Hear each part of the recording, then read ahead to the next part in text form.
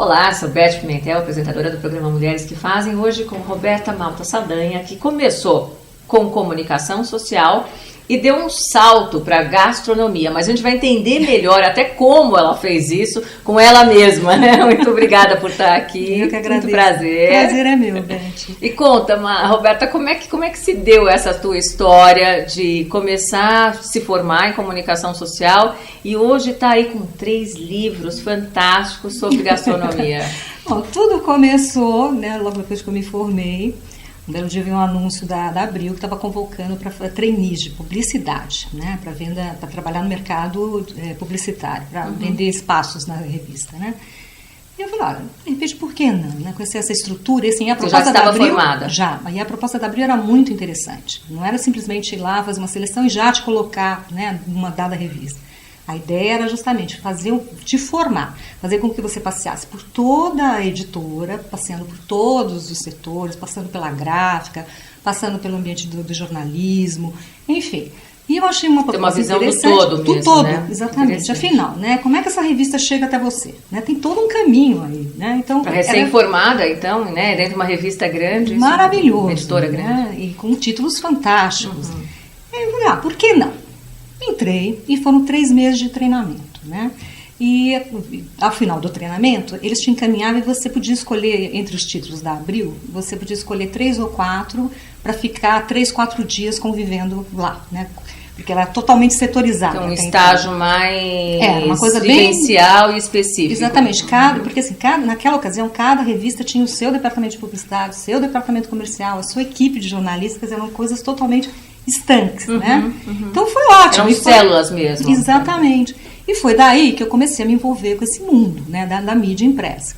E a coisa caminhou bem, eu passei pela Exame, depois fui chamada para lançar a Vejinha Rio, que foi a última das Vejinhas a serem lançadas.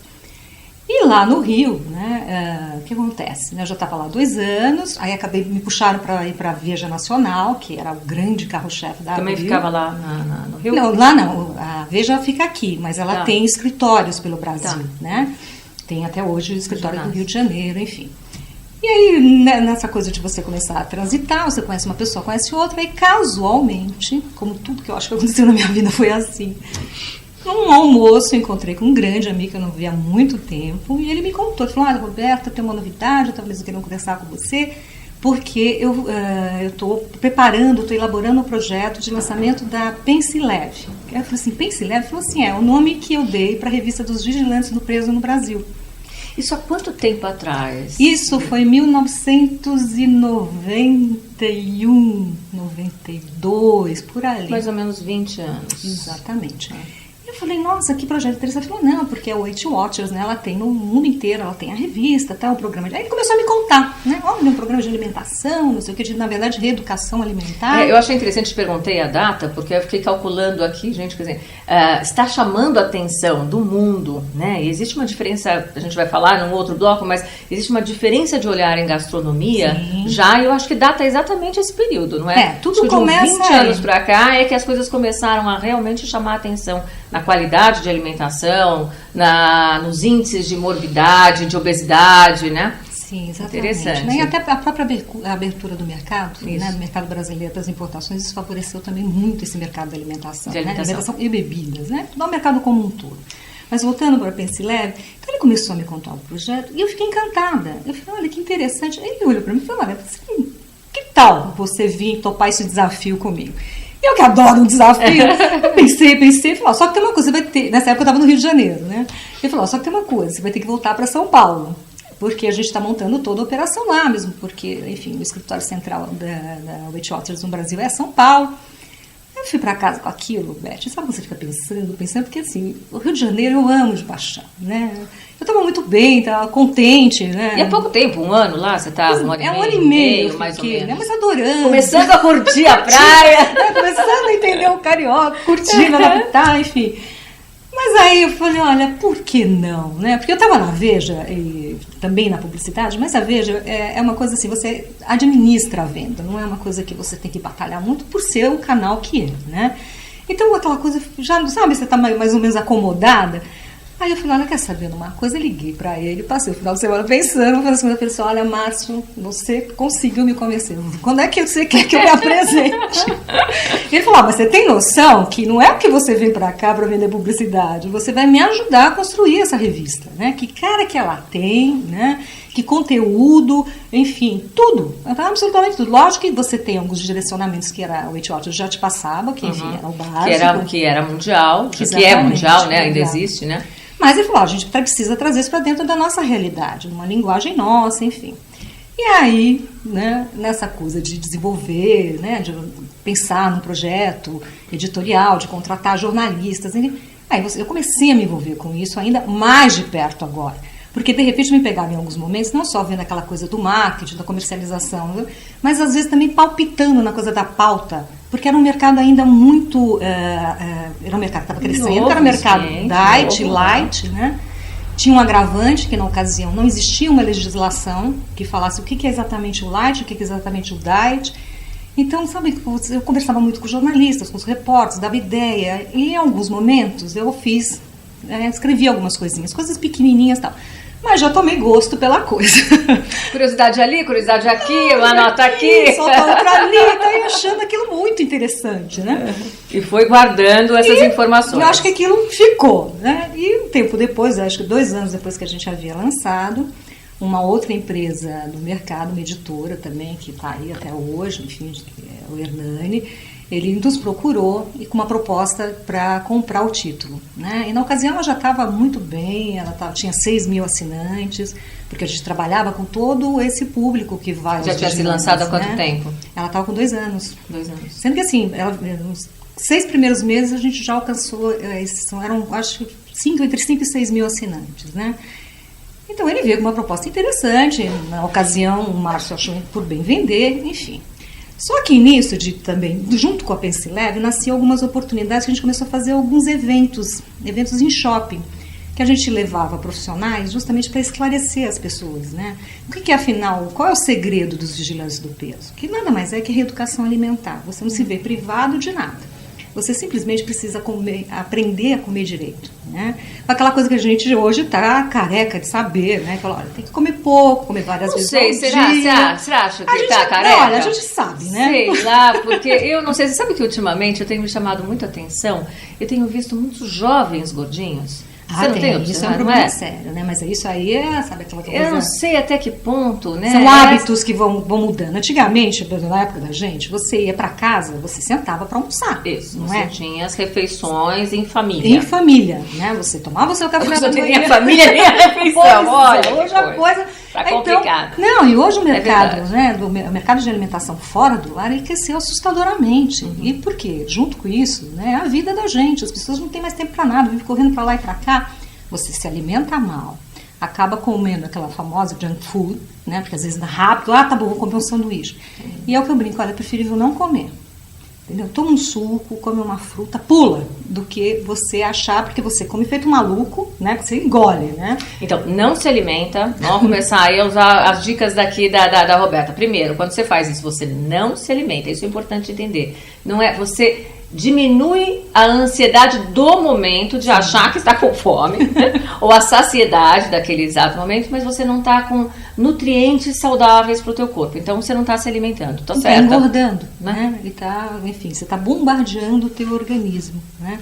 Então, a proposta da Pensileve era justamente essa. Então, a gente começou a fazer esses eventos de shopping e percebemos que existia ali uma possibilidade interessante, era um mercado a ser trabalhado. E nesse meio de caminho, eu acabei abrindo uma empresa em sociedade com uma outra pessoa que chamava-se Só Ideias, que era uma empresa... Já saiu aí das editoras? Aí saí da editora, porque aí comecei, ele vendeu, enfim, né? Mas eu falei, olha, eu acho que dá pra gente continuar, né? Pensando em trabalhar com eventos, levando palestras, levando esse tipo de informação, esse esclarecimento. E aí, enfim, de novo, um pouquinho antes de eu sair da Pensileve, o Carlinhos Maia, que foi um cara brilhante, que, nossa, muito do que eu aprendi eu devo a ele. Ele tinha, na época, uma loja aqui em São Paulo que já estava já tinha a proposta de fazer uma alimentação balanceada e vender tudo, como sabe, a famosa quentinha. Uhum. Você ia lá, não necessariamente, eu quero emagrecer, não, quero ter uma alimentação mais saudável. Então, ele e a mulher já estavam desenvolvendo isso. E a gente conversando e papeando, não sei o que, ele falou, olha, não sei por que aquela coisa, eu fui com a cara dele, ele foi com a minha cara e começamos a conversar e conversar. Sincronicidade. Exatamente. O que era para ser uma conversa, sei lá, de meia hora, uma visita comercial, acabou que isso se estendeu ao longo da tarde. E aí foram surgindo algumas ideias e ele falou, olha, eu tenho muita vontade, porque ele também é do mercado publicitário, né, trabalhou muito tempo numa agência que não tem mais, que atendia ao real, enfim. Ele falou, olha, eu tenho muita vontade de voltar para esse mercado, mas não com o mercado de publicidade, um mercado de eventos, que eu acho que é um mercado que está em ebulição no Brasil. O que você acha? Eu falei, olha, não faça essa pergunta 2 vezes, por favor. E lá vou eu de novo, né? Novo desafio. Um novo desafio, e a proposta era muito grande, ele batizou de Só Ideias, né? E, enfim, ele tinha um vasto conhecimento, era uma pessoa com um network muito grande, muito bem relacionado. E aí a gente começou a fazer uma série de isso já aí por volta de 92, 93, começamos a fazer uma série de eventos para shoppings. E você acredita que parou aí os desafios? De jeito nenhum. Não saia daí, vamos para o próximo desafio, logo depois dos comerciais. Até já. Voltamos aqui no Mulheres que Fazem com Roberta Malta Saldanha, contando desafios após desafios. E vocês não fazem ideia onde a gente vai chegar. E dos shoppings, vocês começaram a abrir, então... fazer aquelas promoções de final de ano, as datas comemorativas, né? Dia das Mães, Dia dos Pais, Dia dos Namorados, aquela coisa de premiação. Mas aí ampliou, né, assim, Roberta? Não era mais só mais gastronomia. Eu dei uma fugida, né? De repente... De alimentação. Saiu um pouquinho da coisa de alimentação e ficou mais a coisa de alavancar as vendas nas datas comemorativas de shoppings. Só que, né, um belo dia, né, eu tenho um grande amigo, que é o Ricardo Vieira de Moraes, que na ocasião ele fazia a revista Mula, que foi a primeira revista de gastronomia mesmo, Brasil, né? Oficial no Brasil. Ele, o Dias Lopes, enfim. E ele nos ligou uma bela tarde, falou, olha, eu queria passar aí para tomar um café com vocês. Com o maior prazer, porque enfim, a gente tinha ficado amigo desde a época de abril. E ele chega lá no escritório, falou, olha, sabe o Josimar Mello, aquele crítico de gastronomia que escreve e tal? Ele, né, sei, eu vejo algumas matérias dele. Ele falou, pois ele voltou agora dos Estados Unidos, que ele foi cobrir um evento, e ele voltou com uma ideia que eu achei muito interessante. Só que ele me pediu ajuda, e eu falei, olha, eu não posso fazer, porque a ideia dele é fazer um evento, mas eu sei quem faz e eu indiquei vocês. Aí eu já comecei a rir, eu falei, você é louco? Como assim você indicou a gente, né? Ele falou, não, porque eu tenho certeza que vocês vão se apaixonar pela ideia. Eu falei, bom, então tá bom, né? Já vamos lá. Então convidamos o Josimar, ele veio e aí ele contou, né? Ele falou assim, olha, estava em paralelo a isso, era aquela de novo, a abertura do mercado. Então, da mesma forma, né, que estava aquela enxurrada de carros importados, enfim, também as prateleiras, as gôndolas de supermercado, de uma hora para outra, nossa, era uma profusão de alimentos, de bebidas, virou uma loucura aqui. E as pessoas consumindo loucamente, porque eu lembro, um tempo atrás, a gente encomendava algumas coisas para alguém que ia viajar, não muito tempo atrás, eu quero aquela especiaria X. E olha, isso que tinha a felicidade de ter alguém indo para poder trazer com aquele boa queijo, vontade. De preferência. Né? Então, a gente falou, olha, de repente, aí quando ele começou a colocar, o que acontece? É um evento que até hoje, já está com quase 20 anos, acontece, eles fazem na rua, né? E é um festival, né? Então tem aulas de culinária e tem assim umas barraquinhas mostrando os produtos e tal. E ele colocou isso e falou, olha, eu acho que o Brasil está nesse momento, né, de começar a falar sobre isso. E a gente olhou para a cara do outro e falou, não, mas é fantástico, só que ninguém sabia absolutamente nada, eram apenas consumidores, né? E começa aí a história, né, do Boa Mesa. A sua história aí, especificamente. Sim, né, aí de fato eu mergulhei nesse mundo, porque a gente conseguiu fazer o primeiro evento em 95. O que a gente fazia, Beth? A gente fez uma ala, né, que é a ala de exposição. Então, todo o mercado. Shopping também? Não, isso a gente fez num espaço que nem existe mais. Quer dizer, existe, hoje é o Hyatt lá. Mas era um espaço, enfim, que era uma casa de shows. A gente montou uma área de exposição. Então, tava lá, né, utensílios, livros, bebidas, as importadoras, enfim, mas uma coisa muito pequenininha. E junto com isso, a gente montou um schedule de aulas, degustações e workshops. E aí, quem a gente colocou para dar aula? Emanuel, Lohan, Luciane, que até então já estavam aqui fazendo um trabalho brilhante, mas eram totalmente desconhecidos do grande público. Eram mais fechados, né, nos seus locais de trabalho. Exatamente. Então, tinham essas aulas, Tinha as degustações também, tanto de alimento quanto bebida, que era justamente aquele momento em que você vai, né, aprender a distinguir uísques, a variedade de vinhos, as combinações, enfim. E foi um estrondoso sucesso, né? E eu falei, é um bichinho que entra que não sai mais. E ele foi crescendo. Então, quando a gente começou em 95, já em 96 a gente fez 3 eventos, voltamos a fazer São Paulo, que São Paulo sempre foi o maior de tudo, né? Mas optamos por fazer um em Brasília, que a gente fez em junho ou julho, não me recordo exatamente, e um no segundo semestre em Rio de Janeiro. E assim foi até 2000. Só que assim, o que a gente começou com 20 expositores e com meia dúzia de garotas, foi crescendo. E a minha parte, qual que era, né? Eu tinha que colocar aquela estrutura de pé e também a estrutura das aulas. Só que eu, ignóbil de tudo, né? Procurei me cercar de pessoas, na época da queridíssima Vilma Covese, que foi uma mulher maravilhosa, que sabia tudo, né? Porque eu falei, não, o Josimar escolheu os temas das Curiosidade, aulas. Roberta. Você fez tudo isso só na pesquisa ou você pôs a mão na massa? Não, o quê? Você fazia seus experimentos em casa. Tá vendo que eu dava muito certo. Porque decididamente, eu falei assim, olha, tem que ter talento e tem que ter paciência. Eu não nasci com este talento. Eu também não sou a pessoa mais paciente do mundo. Mas era divertido. Algum laboratório saía. Não, com certeza, né? Então, você vê, você fala, vou repetir agora, mas pequenos segredinhos, né? Na verdade, eu sempre fiquei muito atenta às pequenas coisas, aquelas coisas que hoje, né, você dá até risada, mas, por exemplo, aquela coisa de descascar tomate. Então, a primeira vez que eu vi, os primeiros foi o melão, eu falei, olha, você pega o tomate, você faz uma cruzinha em cima, outra embaixo, coloca ele na água fervente, e conta 1, 2, 3, tira, acabou. Olha, eu vi, gente, genial, como é que eu nunca pensei nisso? Tá. Essas sacadas, de repente, né? Os truques da cozinha. Sim, né? Aquela coisa das ervas, né? Que é tão rico, cheiros, né? Que, olha, um toquezinho que você dá, de repente, sabe? Uma manjerona que você coloca aqui, ou de repente um alecrim que você coloca ali, aquilo muda, aquilo, né? É alquimia, né? Cozinhar nada mais do que isso. Certamente né? Alquimia. Então aquilo eu vinha acompanhando, porque eu recebia as receitas, então a gente tinha que providenciar todos os ingredientes, tá? Porque a gente trouxe chefes, a gente trouxe do Cordon Bleu, do ITIF, das grandes escolas de culinária, enfim. Então era um grande encontro gastronômico que a gente promovia, né? E eu comecei a me envolver nesse sentido, porque eu tinha que colocar as aulas para funcionar. Então, de repente, eu comecei a ver, chegavam as receitas, eu tinha que quantificar com a Vilma. E aí eu comecei a falar, gente do céu, como tem coisa no mundo, né? E a gente já vivendo também a dificuldade, né? Bom, o que será que é isso aqui? Que ingrediente é esse?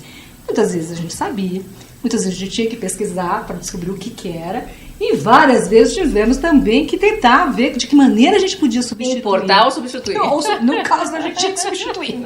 Vamos improvisar, criar um outro caminho. Até porque não ser uma coisa frustrante para quem vem assistir. Porque afinal, aquilo que você falou, você está assistindo, a tua ideia é que você possa reproduzir isso depois.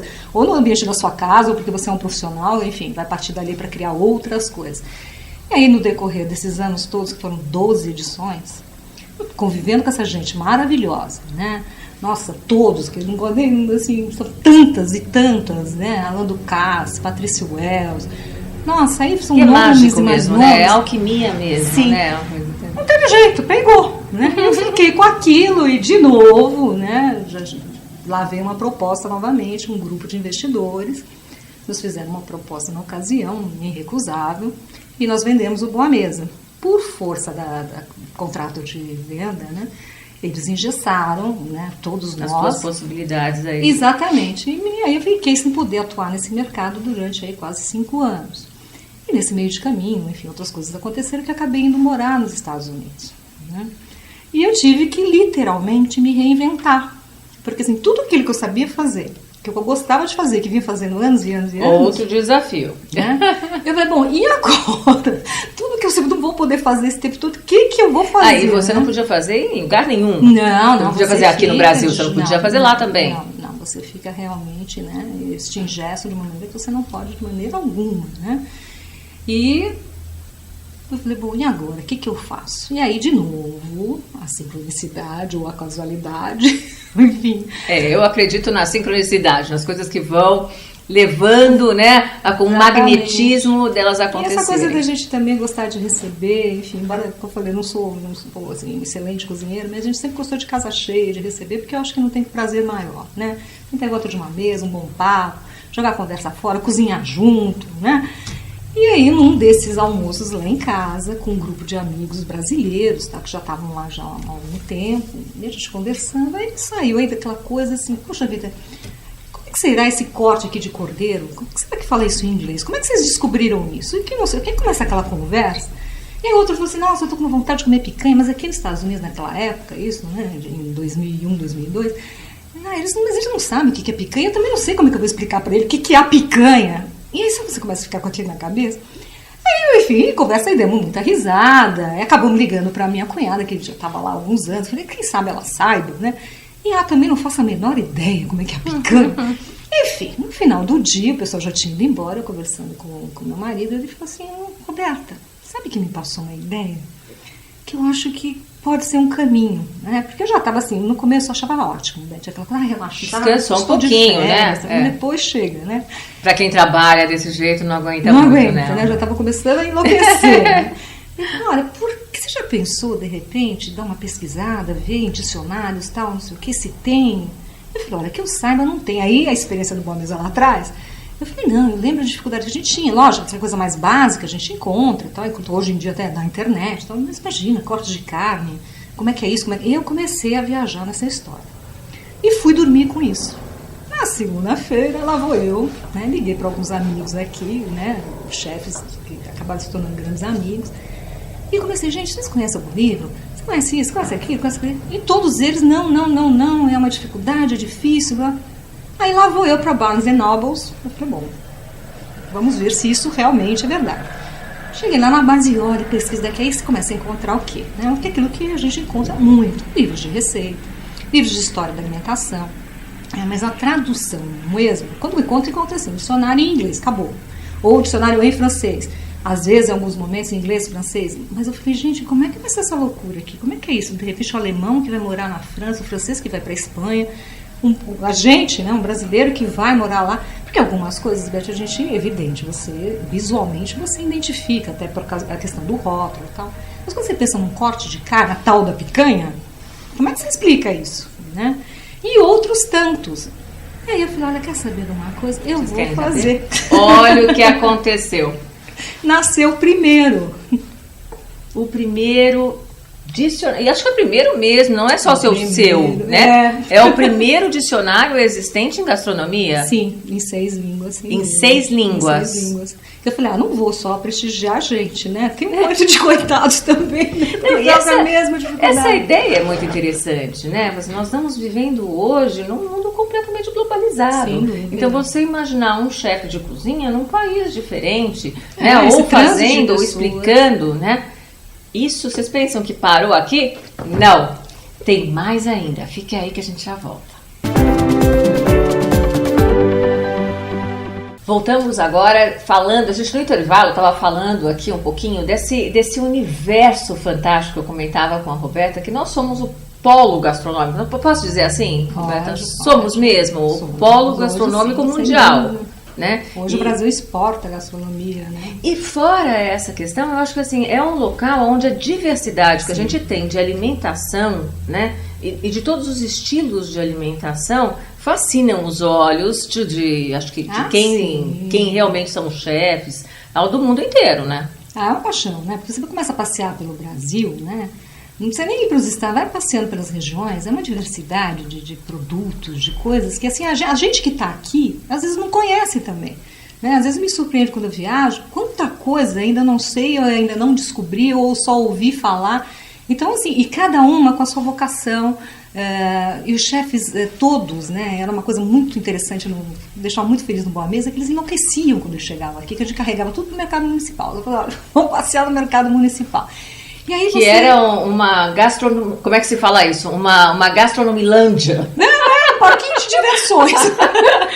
Com certeza, né? Então, quantas e quantas vezes, de última hora, eles mudaram receita porque inventavam, se apaixonavam com alguns ingredientes e inventavam, queriam experimentar aquilo, né? E tentar, e aí é a coisa fantástica, né? Que é justamente essa coisa essa mistura, né? Da criação. Então, rendiam aulas maravilhosas, né? Mesmo o Lohan, que foi um dos primeiros que chegou aqui, né? Ele foi um que se apaixonou perdidamente pelos ingredientes brasileiros e desenvolveu uma cozinha maravilhosa, né? Era técnica francesa com ingredientes brasileiros. Então, essa miscigenação, né, de tendências, nossa, isso é extremamente enriquecedor, né? Então, hoje o Brasil, na época da gente, era o Boa Mesa praticamente estava sozinho, mas hoje, se você vê, Beth, você tem eventos gastronômicos praticamente no Brasil inteiro, né? Assim, em Tiradentes, em Campo Grande, no Pará. É uma loucura, porque e quantos mais surgem, quantos mais ainda tem por surgir, porque hoje, assim, as pessoas têm um acesso muito grande também à informação, têm um acesso já a todos esses ingredientes. Tem o dicionário. Pois é, que facilita a vida. Bastante. Então isso é muito rico e o hábito é gostoso, né? Porque é um hobby. Se você tem isso como um hobby, é um hobby que agrega. Né? Uma das coisas gostosas não é aquela coisa, olha, vou jogar tênis, e aí sai você, ou sai... Eu acho que nesse momento a gente ainda tem muito a aprender, o brasileiro como um todo, né? A população, porque o que você está colocando, que é alguma coisa que a gente também percebe na enologia, ou né, quando você vai se aprimorando na viagem do alimento, dos aromas, que é o degustar, que é diferente, né, do comer, é muito diferente, né? É como, pegando aí o exemplo do vinho, né, eu acho que é muito gostoso não se tornar um enochato, né? Não é a proposta, assim, inclusive nos outros vinhos, minha proposta nunca foi essa. Minha proposta foi sempre no sentido de te levar uma informação, né, de te esclarecer algumas coisas, porque você tenha mais ferramentas para na hora da sua escolha, então no caso de um vinho, para você conseguir escolher da melhor forma, que venha mais de encontro ao seu gosto, de fato. Manusear mais e poder criar as possibilidades mesmo, né? De tudo isso. Né? Então, a coisa da gastronomia também, não só ela, como a enologia também, que hoje cresceu, outro mercado que explodiu também, né? E junto com ele um jargão louco também, enfim. Só assim, em termos de tecnologia de aroma, são mais de 500 já que já estão listados. No mundo, né? Não, a coisa foi num crescendo muito grande, né? Então, o dicionário, eu fico muito feliz porque eu tenho depoimentos nesse sentido, né? Que ele possibilitou isso a uma série de pessoas, né? Tanto nós aqui, quanto as pessoas que vinham de fora. De repente, essa coisa, poxa vida, isso aqui, agora eu sei pedir, agora eu sei como chama, né? Então, eu falei, poxa, isso é fantástico, né? E ele, a única coisa que a gente, na ocasião, eu lamentei um pouco, é que como ele foi via lei de incentivo, ele acabou não fazendo o circuito das livrarias. Então ele ficou uma coisa muito... Mais fechada. Mais fechada. Mas agora a gente já está resolvendo esse problema. Mas não fiquem tristes não, porque o ano que vem... a segunda edição já está a caminho, ela vem ampliada. Nesse primeiro tinha 3.078 termos, né, que vão para as demais línguas. Esse que está vindo agora vem com 4.100. Então ele dá uma engordada, e eu trago também as tabelas, as medidas, as equivalências também, que é uma loucura. Então logo ele está chegando, já está trabalhando nele. 2013 está aí. Acredito que sim, já para o primeiro semestre, que é muito trabalhoso, né? Mas eu acho que já para... A ideia da gente não é esse ano, mas esse ano eu acho que não vai dar mesmo não, mas acho que já para junho do ano que vem, com certeza. Depois do dicionário de gastronomia veio o dicionário... Não, veio histórias. Por quê? Olha isso aqui. E esse ainda tem, olha, histórias, lendas e curiosidades da gastronomia. Esse, então, deve ser um mergulho no conto de fadas, né? Esse é uma delícia, esse é divertidíssimo. Ele nasce em função do dicionário, porque quando eu comecei a pesquisar para o dicionário, eu achava, assim, pouquíssima coisa de tradução, mas muita coisa da história da alimentação, receitas, histórias de chefes, enfim.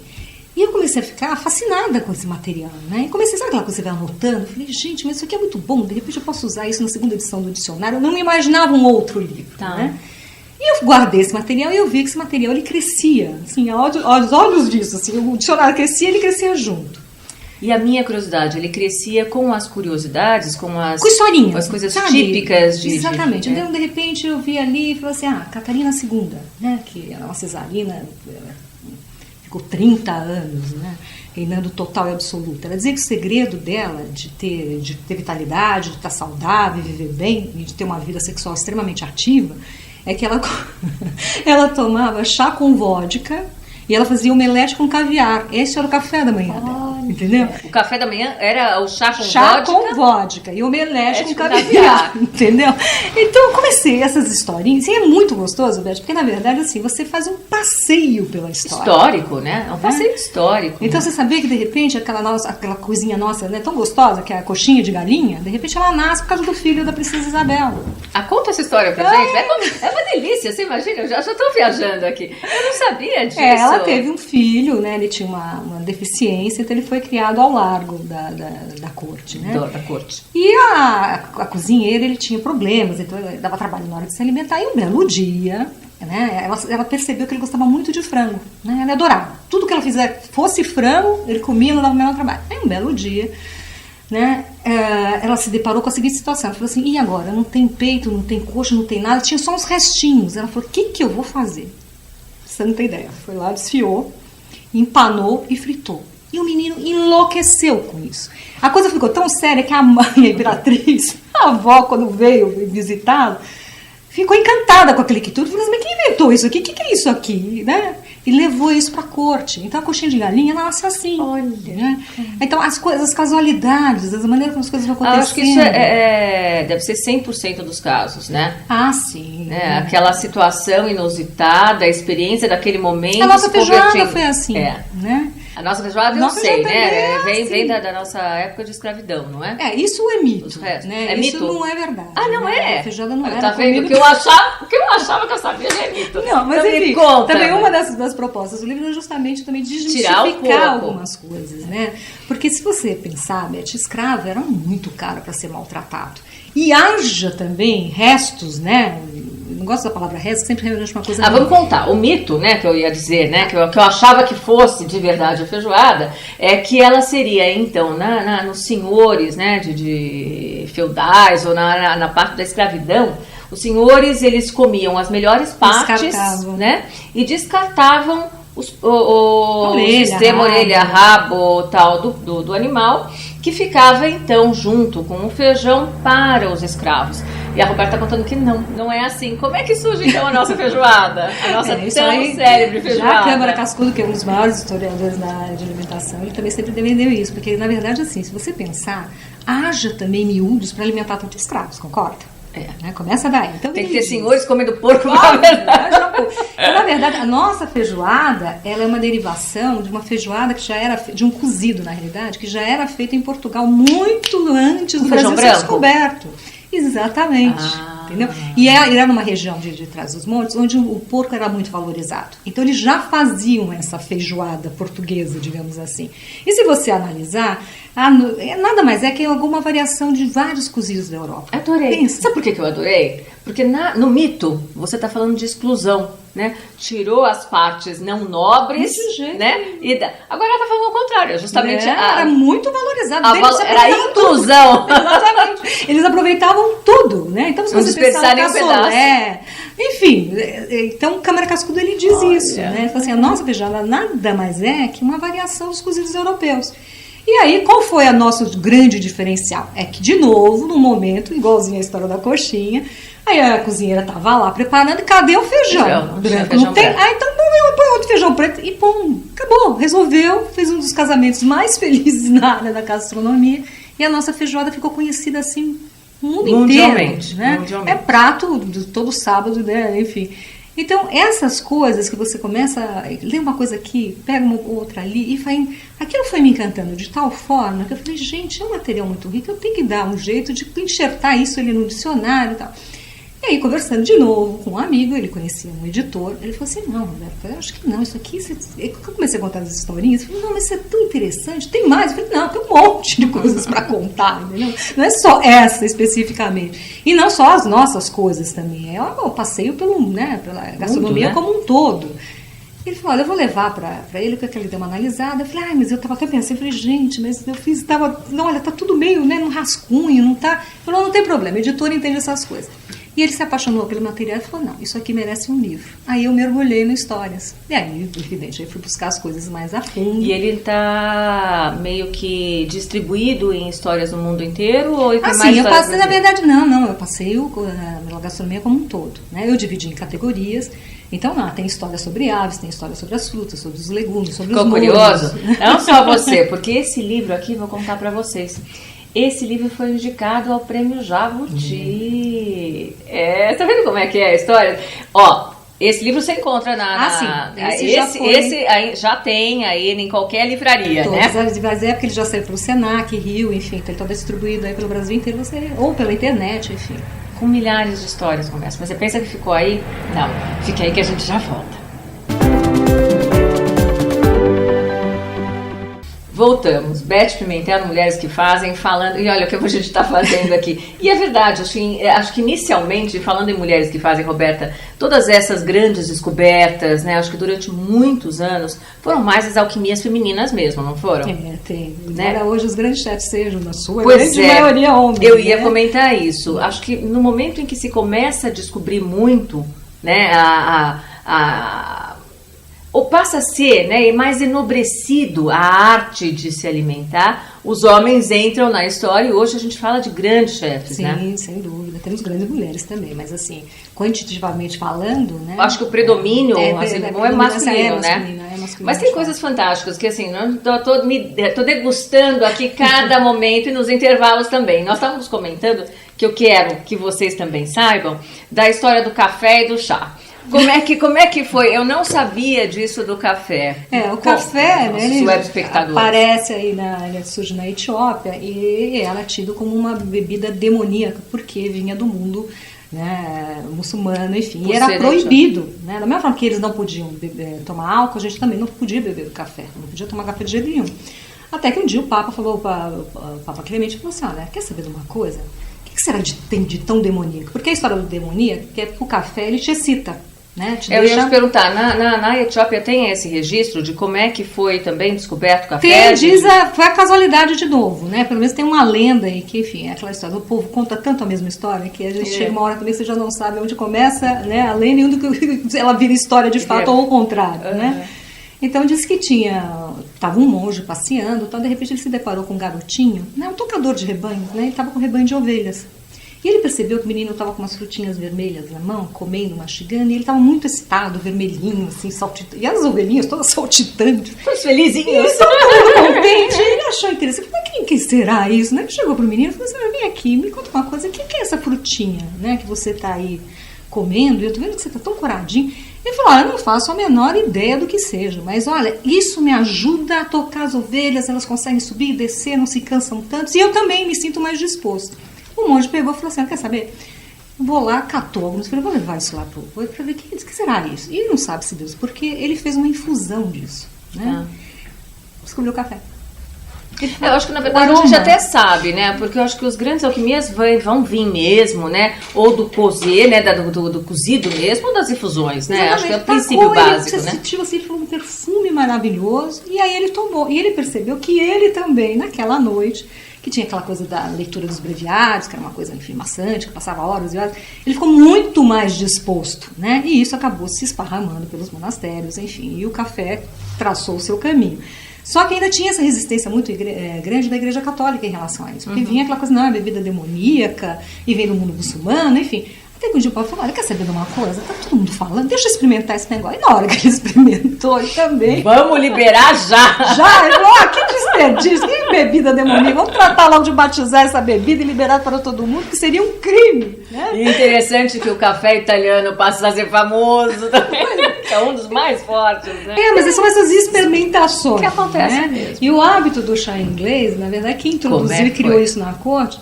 Foi um tempo depois de Catarina, já a Ana, que era uma duquesa de Bedford, ela era gordinha e extremamente gulosa. E ela não aguentava esperar o intervalo entre as refeições, entre o almoço e o jantar, aquilo para ela era um castigo. Então o que ela inventou? Ela falou, quer saber? Ela vou fazer o seguinte, ela gostava muito de tomar chá, então ela começou a reunir as amigas e chamava para que viessem visitá-la no final de tarde, porque ela falava, bom, bato o papo com elas, mas na verdade o que ela queria era saciar a boca. E aí mandava fazer geleias, scones, tortinhas, bolinhos, não sei o que aí ela se alimentava e aguentava esperar até a hora do jantar. Aí cria-se o hábito do chá inglês. Esse chá das 5 é justamente nasce É o que eu ia perguntar pra você. Agora, porque eu já ouvi dizer que não é chá das 5, é chá das 4. Ah, sim. É das 4 ou das 5? Agora, bom, depende da gula, é isso? Eu acho, viu? Eu acredito que muito disso depende da fome de cada um, né? E o hábito também do chá inglês, do chá com leite, que é um hábito bem britânico, porque assim, quando o chá veio também, junto com ele, vieram aquelas xicrinhas de porcelana chinesa, que eram lindas, extremamente delicadas. E eles tentaram reproduzir isso, mas eles não conseguiam, porque cada vez que eles despejavam a água fervente, ele quebrava. Né? Rachava. Muito, muito fininho. Até que um dia alguém teve uma sacada e falou assim, vamos colocar um pouquinho de leite frio e depois a gente coloca a água fervente. resolveu o problema. Nasce aí o hábito do chá, de tomar chá com leite. Então as coisas assim vão nascendo, às vezes pela causalidade, às vezes por tentativa e erro, também tem muito disso. E aí é uma loucura, porque você tem histórias e mais histórias com papas, reis, rainhas, enfim. Muita coisa engraçada, muita coisa divertida, muita coisa que vem ao longo do tempo. E vai contando, e vai permeando também, vai contando a história da gente. E a sua história aí para o terceiro, como é que foi? Como é que partiu das histórias agora para o dicionário de enologia, também em 6 idiomas? Também. Esse mercado também é esse é o seu último, né? Esse é o último. Esse foi lançado agora, a gente lançou... Esse ano? Esse ano, lançamos em setembro.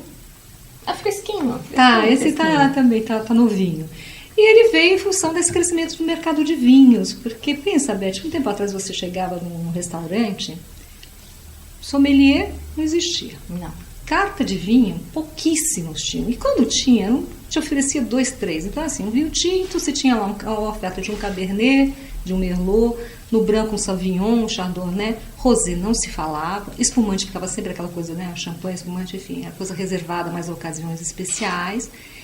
Enfim, a terminologia era aquilo, eu gosto de um vinho, esse aqui é um pouquinho doce, esse é mais seco, esse é mais suave, não saía mesmo porque muito também disso. Não tinha tanta importação, você tinha o chileno, o argentino e o francês, né? Coisa, era a ideia. Né? E aí, de novo, né, aquela em 94, com a abertura do mercado, explodiu esse mercado de vinhos.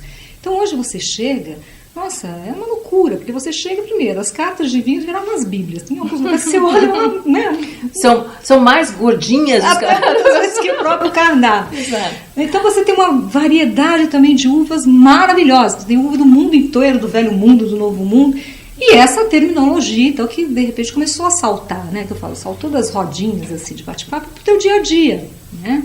Então você começa de repente... Fica mais rebuscadas mesmo, né? De você procurar entender. Sem dúvida, né? Então, quando eu pensei no de vinho, eu falei, bom, já que eu fiz esse de gastronomia, vou dar um auxílio aqui também no de enologia, que também é um universo muito interessante, né? Uhum. Então, entender o porquê de todo um gestual que a gente vê, né? No momento que se abre um vinho, aquele giro da taça, e depois cheirar... Né, depois engolir, aquela coisa de que afinal retrogosto, que também isso foi um pouquinho de vivência de boa mesa, que um dado momento numa degustação que a gente promovia, né, eu entrei e eu vi, né, todo mundo girando a taça, e muito engraçado, porque enfim, ninguém tinha tal tamanha habilidade, mas eu fiquei pensando, e eu comecei a ouvir, né, na ocasião, o profissional falando. A terminologia, toda que é toda aquela própria. terminologia, né? Olha, primeiro você dá esse giro porque aí você faz o vinho, né? Ele respira, ele solta os aromas todos. Depois você cheira, tal, então é que começou a me encantar. Eu falei, olha, observa a cor, vamos supor, no caso de um vinho tinto, um vermelho mais clarinho indica um vinho mais jovem. Na medida que ele vai escurecendo, é um vinho já com um pouco mais de idade. Se ele é tijolado, já está um vinho mais envelhecido, deve ter 8, 9 anos. Então você começa a observar aquilo, você fala, olha que interessante, né? E assim, é gostoso porque a coisa, particularmente do vinho, você trabalha com todos os sentidos. Né? E aí você começa a ouvir retrogosto, eu falei, meu Deus do céu, o que será que é retrogosto? Persistência. Eu falei, peraí, vamos esclarecer isso.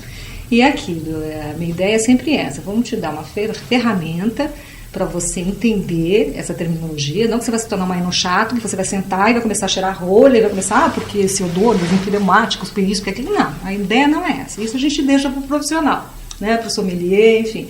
Mas num ambiente de amigos, né, de repente você conseguir, né, falar sobre vinho, é uma coisa gostosa.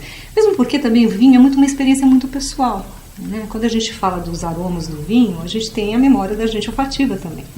Então, muito também do crescimento dessa terminologia advém disso. Né? De repente você fala, isso aqui me lembra aroma de tal coisa, que não necessariamente é o mesmo para mim. Mas existe, evidentemente, toda uma terminologia comum aí no mercado, e o Mini vem atender justamente isso. Ele vai te contando, eu passo pelos momentos de produção, desde a hora que você planta, com alguns termos, enfim, toda a parte de elaboração, como é que ela é feita. Então você entendeu que de repente é uma colheita tardia, enfim, coisas desse jeito. E termino com a terminologia. Mas também não resisti a colocar umas historinhas engraçadas também sobre o mundo do vinho. Que é a segunda parte do livro. Eu falei, não pode ficar fora. Tem muita coisa engraçada, muita coisa interessante. Um louco de um padre que resolve, de repente, fazer... Ele fazia com folhas de coca, ele misturava com vinho Bordeaux e fazia um vinho. Ainda nesse livro, tá nesse livrinho segunda contando, parte. Exatamente. Gente, olha... é imperdível, né? Porque é uma grande viagem. Além de ser uma viagem que vai te informar, é uma viagem em todos os sentidos. Não pode deixar de ver e não pode também de deixar de esperar, porque certamente a Roberta deve vir aqui outras vezes, porque eu tenho certeza que vão vir novos e novos desafios, né, Roberta? Já tem 2 no forno. Roberta, muito obrigada. Eu queria que você colocasse como é que as pessoas, nossos web espectadores, podem estar te encontrando. O e-mail é mais fácil, pela internet, né? Através do meu e-mail, robertasaldanha@terra.com.br. Para mim é ótimo que vocês escrevam, contem. Evidente que quando a gente faz um trabalho, a gente sempre se empenha no sentido de fazê-lo o melhor possível, mas você vê o dicionário, são termos e mais termos. O de vinho são 722 termos, né? Então um errinho ou outro sempre ocorre. Então, por favor, gente, colaborem, né? É isso que eu ia falar, olha, não só colaborem nesse sentido, eu vou levantar um desafio aqui para vocês, né? Escrevam para a Roberta e trazem aquelas coisas pitorescas da sua vida, da cidade em alimentação e bebida, porque aí eu acho que vai ter mais um desafio. Sem dúvida, vamos contar essas histórias, porque todo mundo já viveu de alguma forma alguma coisa interessante ligada a essa área. E então, nesse Brasil, quantas a gente não deve ter, né? Nossa, e quanta coisa a gente ainda tem para aprender e descobrir, né? Então, por favor, escrevam. Nossa, vai ser um prazer. É muito bom. Tá aí o desafio lançado. Obrigada por vocês estarem aqui conosco. Até a semana que vem e obrigada por estarem aqui. Eu agradeço, Beth. Foi um prazer.